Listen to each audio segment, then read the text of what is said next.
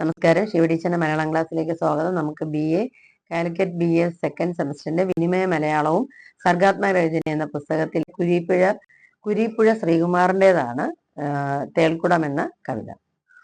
കുടത്തിലുണ്ടൊടുക്കത്തെ കനകനാണ്യം. ഒരു കുടത്തിൽ കനക നാണയങ്ങൾ ഉണ്ട്, സ്വർണ്ണ നാണയങ്ങളുണ്ട്. എടുക്കുന്ന കരുത്തുള്ളവൾക്ക് ഉടൻ സമ്മാനം. അത് ആരാണോ വന്ന് എടുക്കുന്നത് അവൾക്ക് ഉടൻ സമ്മാനം കിട്ടും.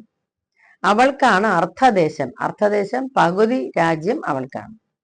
സ്വതന്ത്രമായ ഒരു സൗധം, സ്വതന്ത്രമായിട്ട് അവൾക്ക് താമസിക്കാൻ ഒരു മാളികയും കൊടുക്കും. അവൾക്കാണ് ഈ വജ്രഹാരം, ഡയമണ്ട് കൊണ്ടുണ്ടാക്കിയ ഒരു മാലയും അവൾക്ക് സമ്മാനമാണ്. പിന്നെ വിശിഷ്ട വസ്ത്രം, അപ്പൊ ഇതെല്ലാം അവിടെ അടുക്കി വെച്ചിട്ടുണ്ട്. അവൾക്കുള്ള വിശിഷ്ടമായ വസ്ത്രം, വജ്രഹാരം, പിന്നെ പകുതി ദേശവും പകുതി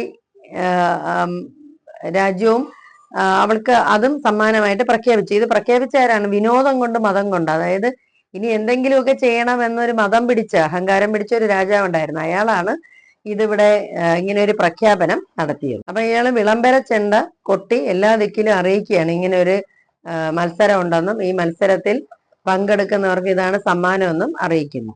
അപ്പൊ എന്താണ് മത്സരം?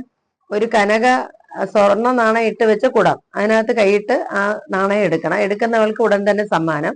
പകുതി ദേശമുണ്ട്, പിന്നെ സ്വതന്ത്രമായി താമസിക്കാൻ ഒരു മാളിക, പിന്നെ ഡയമണ്ടിന്റെ മാല, വിശിഷ്ടമായ വജ്രഹാരവും വിശിഷ്ട വസ്ത്രവും കിട്ടും. അങ്ങനെ തുടി കൊട്ടി, അതായത് ഇത് ചെണ്ട കൊട്ടിയാണല്ലോ എല്ലാവരെയും രാജാവിന്റെ വിളംബരം അറിയിക്കുന്നത്. അങ്ങനെ അരങ്ങ് കെട്ടി തലസ്ഥാനം പെണ്ണുങ്ങൾ ആരാണ് വരുന്നത്, മിടുക്കികളായ പെണ്ണുങ്ങൾ ആരാണ് വരുന്നതെന്ന് അറിയാൻ ആളുകൾ വരവ് കാത്തു നിന്നു. ഒരുത്തിയും വന്നില്ല എന്ന് അവർ അടക്കം പറഞ്ഞു. ഒരുത്തി ഈ ഒരു ഇത് സ്വീകരിക്കാനായിട്ട് വന്നില്ല.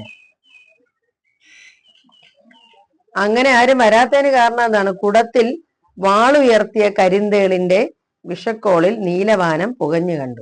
അപ്പൊ ഈ സ്വർണ്ണ നാണം ഇട്ടിരിക്കുന്ന കുടത്തിനകത്ത് കരിന്തേളുണ്ട്. ആ കരിന്തേളിന്റെ വാലിൽ വിഷം നിറഞ്ഞു നിൽക്കുന്നു. അതുകൊണ്ടാണ് ആരും ഈ ഒരു ഓഫർ സ്വീകരിക്കാൻ വരാത്തത്.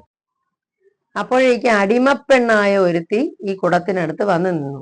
വലം കൈ നീട്ടി അവള് ഉറച്ചു നിന്നു. അവൾ അടിമപ്പെണ്ണാണ്. കൊട്ടാരത്തിലെ അല്ലെങ്കിൽ രാജാവിന്റെ അടിമയായിട്ട് ജീവിക്കുന്ന ഒരു പെൺകുട്ടിയാണ്. അവൾ പതുക്കെ അവളുടെ കൈകളകത്തിട്ട് വിരല് കൊണ്ട് ഈ കുടത്തിനകം തിരയാൻ തുടങ്ങി. ആ തേളുണ്ടല്ലോ, കൊടും വിഷമുള്ള തേള്.